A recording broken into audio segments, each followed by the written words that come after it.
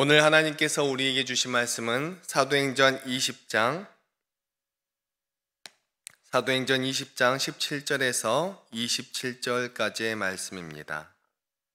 신약 223면에 있는 사도행전 20장 17절에서 27절까지의 말씀입니다.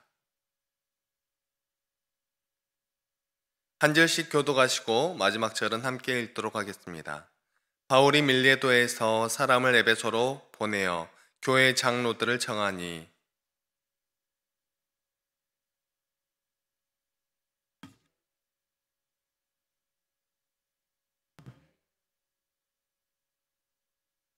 곧 모든 겸손과 눈물이며 유대인의 관계로 말미암아 당한 시험을 참고 주를 섬긴 것과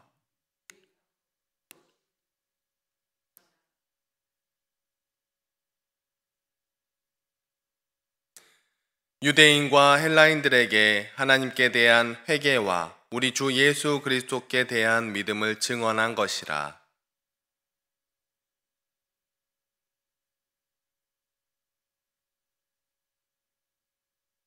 오직 성령이 각 성에서 내게 증언하여 결박과 환난이 나를 기다린다 하시나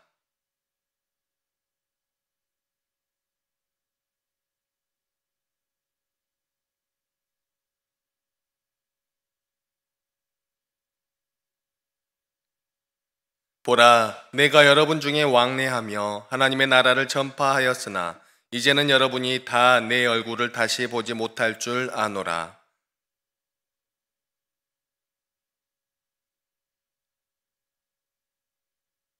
이는 내가 꺼리지 않고 하나님의 뜻을 다 여러분에게 전하였음이라. 아멘. 오늘 이 새벽 시간에도 아버지 앞에 나와 기도에 힘쓰시는 여러분을 진심으로 환영하고 축복합니다. 우리는 지금 사도 바울이 복음을 전하며 돌아다니고 있는 것을 함께 보고 있습니다. 바울로 인하여서 복음이 이곳 저곳에 전해지는 과정을 함께 보고 있는 것입니다. 오늘 말씀에서 바울은 예루살렘으로 돌아가는 길에 있었던 내용들을 담고 있죠. 어제 말씀 중에 있었던 유대인들이 자기를 해하려는 공모를 하고 있다라는 그 소식을 접한 후에 예루살렘으로 가는 길을 원래 계획했던 것에서 우회한 것을 알 수 있습니다. 20장 어제 말씀인 20장 3절 말씀입니다. 거기 석 달 동안 있다가 배 타고 수리아로 가고자 할 때 그때에 유대인들이 자기를 해하려고 공모함으로 마게도냐를 거쳐 돌아가기로 작정하니 아멘. 바울은 하루라도 빨리 예루살렘으로 돌아가고 싶은 그런 심정이었을 것입니다. 예루살렘 교회에 전해 주어야 할 것이 있었기 때문이죠. 사도 바울이 예루살렘에 돌아가려고 노력하는 이 모습을 생각하며 사도행전을 읽어도 재미있습니다. 사도 바울은 전도만 열심히 하러 다니는 사람이 아니었구나. 무엇 때문에 예루살렘으로 돌아가려고 하는 것일까? 어차피 하나님의 일이면 굳이 자신이 그것을 감당하지 않더라도 하나님께서 이루실 텐데, 바울은 분명 이런 믿음을 가지고 있었을 텐데도 하나님의 일을 자신의 손으로 하고 싶은 그런 욕심이 들어서 그 발걸음을 보채는 모습을 볼 수가 있지요. 욕심은 욕심이지만 거룩하고도 선한 욕심이라고 할 수 있습니다. 이것에 대해서 오늘 말씀 후반절에 다룰 말씀이 또 연결이 되어져 있는데요. 아무튼 헬라, 오늘날의 지명으로 하면 그리스 지역에 있던 사도 바울은 그리스 지역에서 배 타고 수리아로 향하면 되는데, 그러니까 그리스 지역에서 배를 타고 에베소 지역을 건너뛰어서 배 타고 건너가면 에베소 쪽이거든요. 근데 거기를 건너뛰어서 바로 수리아 쪽으로 가면 되는데 거기를 다시 거슬러 올라가서 마게도냐 쪽으로 갔다가 마게도냐 쪽에서 다시 건너가서 드로아에서 배를 타고 이동하는 모습을 볼 수가 있습니다. 그렇게 이동하면 되는데 돌아가서 이동을 하였다는 것입니다. 사도행전 20장에는 그냥 헬라라고 기록이 되어져 있지만 이곳 헬라의 고린도에서 로마서가 쓰여졌다는 것을 우리는 알고 있습니다. 고린도에서 하나님의 말씀을 순전하게 받고 상고하며 말씀을 받았던 베레아로 이동을 하고 다시 데살로니가로 그리고 빌립보로 다시 거슬러 올라가는 것이죠. 배를 타고 드로아로 이동을 하고 나서 최대한 유대인들과 부딪히지 않기 위해서인지 배를 타고 해안 쪽으로 이동을 하는 모습을 볼 수 있습니다. 드로아에서 배를 타고 아소로 이동을 하고 또 이 아소에서 사도행전을 기록하고 있는 마가 일행을 여기서 다시 만납니다. 아소에서 배를 타고 미둘레네로 가서 이제 다음 행선지가 사실 에베소여야 하는데 지도를 보면 그렇습니다. 드로아에서 아소로 가고 그 다음에 미둘레네로, 그 다음 에베소가 목적지 들렀다 가는 곳이었어야 하는데 이 에베소에 들르지 않고 사모로 이동을 합니다. 에베소를 건너서 그 앞쪽에 있는 사모로 이동을 한 것입니다. 그리고 그 사모를 지나서 에베소보다 아래쪽에 있는 밀레도로 가게 된 것입니다. 그것은 바울의 마음이 바빠서 그랬다는 것을 알 수 있죠. 그리고 그런데 그 에베소를 또 그냥 지나가기는 아쉬웠던 것 같습니다. 그래서 이 밀레도에서 장로들을 불러 모읍니다. 오늘 본문 17절 말씀입니다. 바울이 밀레도에서 사람을 에베소로 보내어 교회 장로들을 청하니. 아멘. 밀레도에 도착하여서 굳이 그냥 지나가려고 하였던 그 에베소 사람들을 밀레도로 불러 모으는 것을 우리가 확인하고 있습니다. 그럴 거면 차라리 에베소를 들르지 왜 밀레도로 가서 이렇게 사람들을 부르는 시간을 들면서 이곳에 머무르는 것일까? 그렇게 생각하실 수도 있지만 사도 바울이 또 그 에베소라는 곳에 들어가게 되면 이전에 그곳에서 사람들이 소란을 피워서 이 에베소에서 나오게 되었는데 또 자신이 들어가게 되면 또 소란이 일어날 것이 뻔하기 때문에 바울은 이 에베소를 지나서 아래쪽에 있는 밀레도에서 장로들을 만났다 하는 것을 추측해 볼 수가 있습니다. 그리고 이어지는 18절부터 오늘 본문 넘어서 내일 본문까지인 38절까지는 사도 바울의 설교가 이어집니다. 18절에서 21절의 말씀을 제가 읽어드리겠습니다. 오매 그들에게 말하되 아시아에 들어온 첫날부터 지금까지 내가 항상 여러분 가운데에서 어떻게 행하였는지를 여러분도 아는 바니 곧 모든 겸손과 눈물이며 유대인의 관계로 말미암아 당한 시험을 참고 주를 섬긴 것과 유익한 것은 무엇이든지 공중 앞에서나 각 집에서나 거리낌이 없이 여러분에게 전하여 가르치고 유대인과 헬라인에게 하나님께 대한 회개와 우리 주 예수 그리스도께 대한 믿음을 증언한 것이라. 아멘. 장로들이 오니까 그 장로들에게 이야기하는 것입니다. 제가 아시아에 들어온 때부터 어떻게 하는지 다 보셔서 알고 계시지요. 저는 겸손과 눈물로 살았습니다. 유대인들이 간계로 저를 없애려고 했던 일들도 견뎌내면서 주님을 섬겼고 그런 가운데 저는 제 생명을 아끼지 않고 여러분들에게 예수 그리스도에 대하여 전하여 가르쳤고 하나님의 뜻인 하나님의 나라에 대해서 깊이 가르쳤습니다. 유대인들과 헬라인들에게 하나님의 말씀을 따라 살지 않는 것에 대한 회개와 우리의 회개를 받아주시며 예수 그리스도로 인하여 우리의 모든 죄를 사하여 주신 것에 대한 믿음을 나의 삶으로서 나타낸 것입니다. 아멘. 이렇게 하나님의 말씀을 이 생명의 말씀이 온전히 전해지게 하려고 노력했던 사도 바울. 그런데 우리는 어떻게 이 사도 바울이 이렇게 순전한 복음을 위하여서 힘썼는지 함께 읽으면서 또 알고 있으면서도 꼭 거짓 선생들처럼 당연한 것이 아닌 것들을 당연히 해야 하는 것처럼 우리는 율법의 메인 존재들이 아니라 사랑의 메인 존재들인데 꼭 그 당시 율법을 행해야 한다고 하나님을 믿는 사람들이라면 당연히 이러한 것은 해야 한다고 말하고 다녔던 그런 거짓 선생들처럼 이런저런 것들을 요구하고 있지는 않는지 잘 모르겠습니다. 우리는 우리의 모습을 바라보아야 합니다. 우리가 예수 그리스도의 사랑으로만 살아가고 있는지, 혹시 우리가 그 당시에 거짓 선생들처럼 율법적인 여러 가지 것들, 율법이 아니라도 좋습니다. 그런데 사랑 외에 다른 어떠한 것을 요구하고 있는 것은 아닌지 생각해 보아야 한다는 것입니다. 우리가 마땅히 해야 할 것들을 요구하는 사도 바울의 모습을 살펴보면 조금은 알 수 있습니다. 이런 말씀을 드리면 사도 바울도 이렇게 하라고 하지 않았냐 말씀하시는 분들도 많이 있습니다. 그래서 사도 바울이 무엇을 말했는지 살펴보아야겠죠. 짧게 한번 살펴보면 고린도전서 4장 16절에 있는 말씀입니다. 그러므로 내가 너희에게 권하노니 너희는 나를 본받는 자가 되라. 아멘. 이 말씀을 거론하면서 사도 바울처럼 열심히 선교하고 다녀야 되지 않겠냐라고 말씀하시는 분들도 있습니다. 사도 바울이 고린도 교회에 이렇게 서신서를 보내며 말한 것은 물론 열심히 예수님의 이름을 전하여야 한다라는 뜻도 들어있겠지만, 고린도 교회가 서로 당을 짓고 누구는 아볼로파네, 누구는 바울파네, 누구는 예수파네 하는 그런 모습들 때문에 이런 말씀을 시작하였던 것입니다.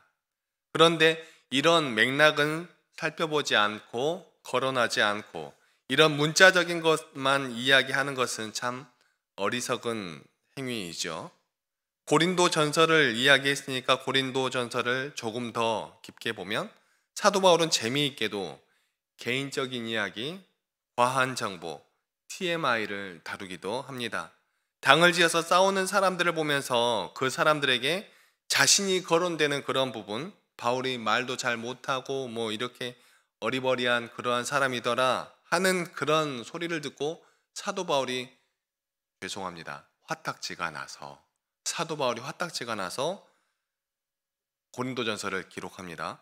아덴에서의 실패의 경험, 그러니까 당시의 철학과 학문의 성지라고 할 수 있었던 아테네에서의 실패를 기억하며 했던 이야기가 고린도전서 1장 후반절부터 이어지는 것을 볼 수 있습니다. 몇 구절 뽑아보자면 1장 21절에 하나님의 지혜에 있어서는 이 세상이 자기 지혜로 하나님을 알지 못하므로 하나님께서 전도에 미련한 것으로 믿는 자들을 구원하시기를 기뻐하셨도다 하신 말씀과 22절, 23절, 24절 쭉 그런 내용으로 이어지는 것을 볼 수 있습니다. 아테네에 갔다가 좌절하고 낭망하여 이곳을 떠나 고린도로 이동하였다는 것을 또 우리는 알고 있습니다.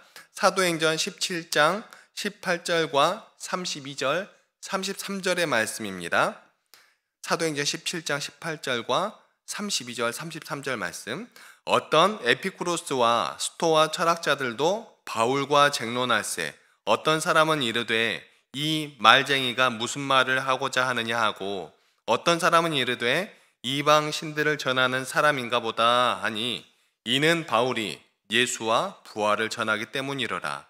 그들이 죽은 자의 부활을 듣고 어떤 사람은 조롱도 하고 어떤 사람은 이 일에 대하여 내 말을 다시 듣겠다 하니 이에 바울이 그들 가운데서 떠나매. 아멘. 지금 이곳이 아테네에 있을 때의 일입니다.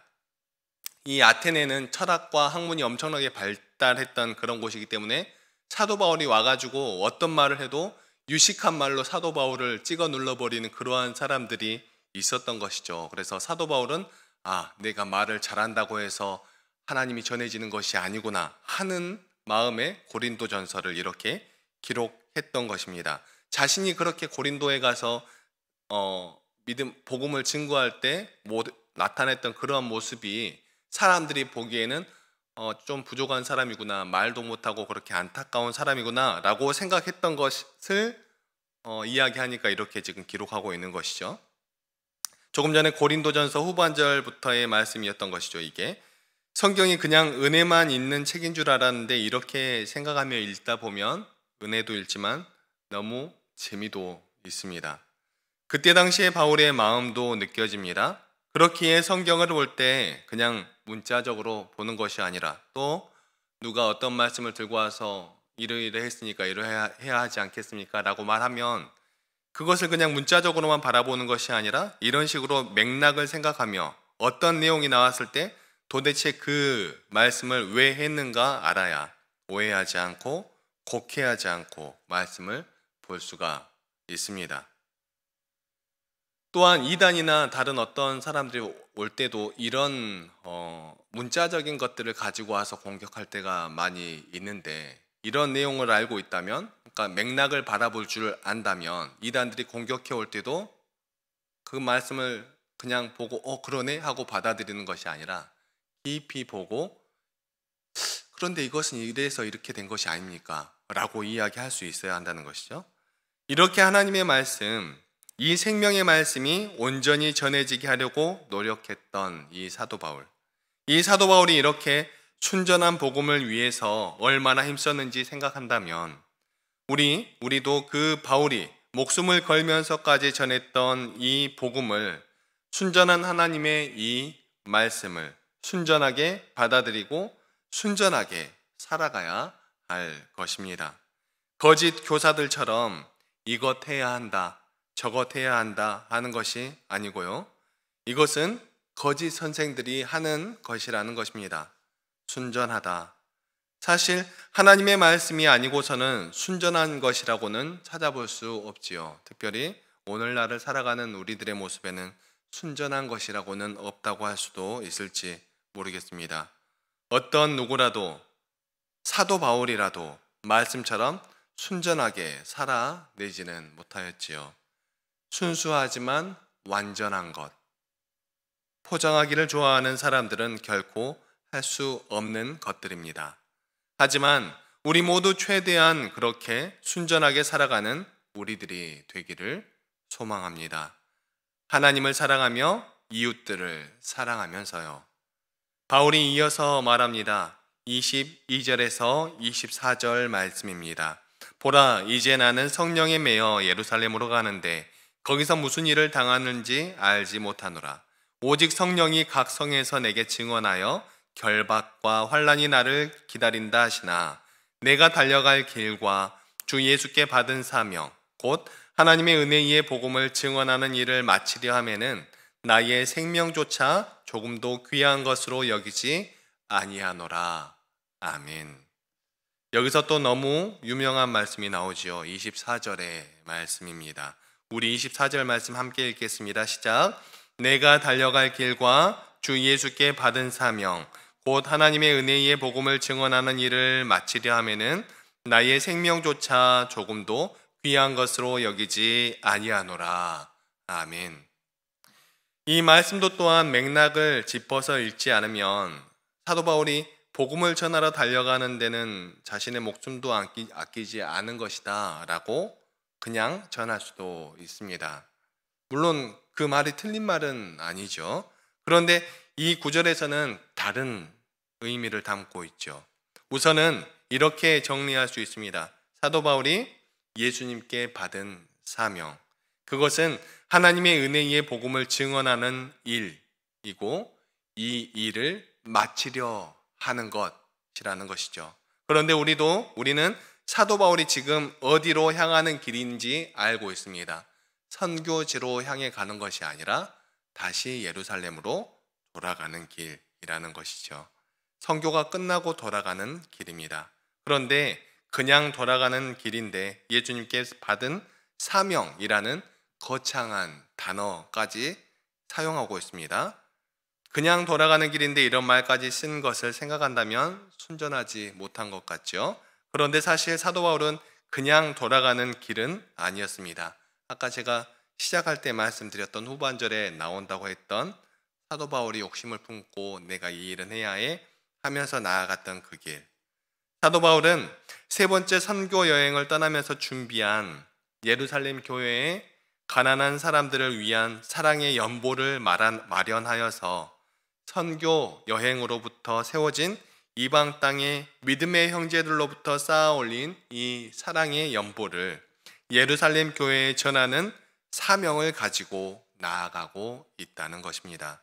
다른 말로 표현하자면 예루살렘으로부터 시작된 예수님의 그 사랑을 전한 사도 바울은 예수님의 사랑을 들고 다시 예루살렘으로 돌아가는 중이라는 것입니다. 너무 아름답지 않습니까? 사랑은 결코 한쪽으로만 흐르지 않습니다. 한쪽으로만 흐르게 되면 고갈되고 말라버리게 되죠. 우리도 하나님께 받은 그 사랑을 예배라는 모습으로 하나님께 우리의 사랑을 표현하는 것 아니겠습니까? 다른 이유로 우리가 예배를 드리는 것이 아니라 이런 사랑의 표현으로서 우리의 예배가 드려지는 것입니다. 하나님의 마음에 대한 반응인 것이죠. 하나님께서 우리를 사랑해 주시는 그 모습에 대한 우리의 반응이 예배라는 것입니다. 이방의 예수님의 복음을, 그 사랑의 복음을 전한 사도 바울은 다시 예수님의 사랑을 들고, 물질로 표현된 예수님의 사랑을 들고 예루살렘으로 나아가는 것입니다.